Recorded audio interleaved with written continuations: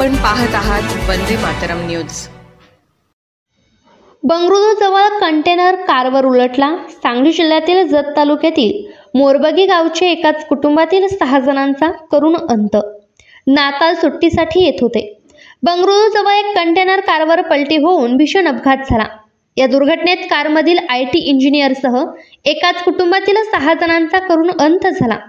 हे कुटुंब सांगली जिल्ह्यातील जत तालुक्यातील मोरबगी येथील आहे। हे कुटुंब नाताळच्या सुट्टीनिमित्त गावाकडे येत होते, परंतु वाटेतच त्यांच्यावर काळाने घाला घातला। या घटनेमुळे गावावर शोककळा पसरली आहे। मृतांमध्ये 2 चिमुकल्या मुली, 16 वर्षाचा मुलगा, पती पत्नी आणि भावाच्या पत्नीचा समावेश आहे।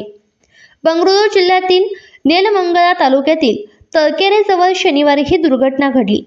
चंद्रम इगाप्पा गोल हे मूळचे सांगलीच्या जत तालुक्यातील मोराबागी गावातील रहिवासी आहेत। ते बंगळुरू येथे एका सॉफ्टवेअर कंपनीत कार्यरत होते।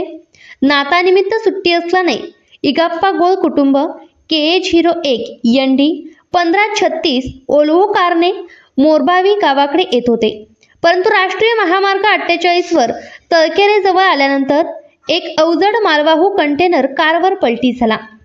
कंटेनर कारवर पलटल्याने या अपघातात कारचा चुराडा झाला।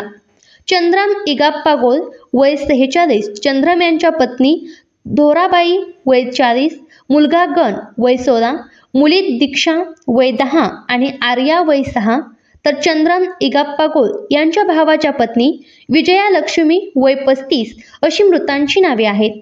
या अपघातात इगाप्पा गोल यांचे संपूर्ण कुटुंब मृत्युमुखी पडल्याने सर्वत्र हळहळ व्यक्त होत आहे। 3 महिन्यांपूर्वी चंद्रम इगाप्पा गोल यांनी कार घेतली होती। आता या अपघाताची नोंद पोलिसात झाली असून अधिक तपास केला जात आहे। या अपघात प्रकरणी नेलमंगला वाहतूक पोलीस ठाण्यात गुन्हा दाखल करण्यात आला आहे।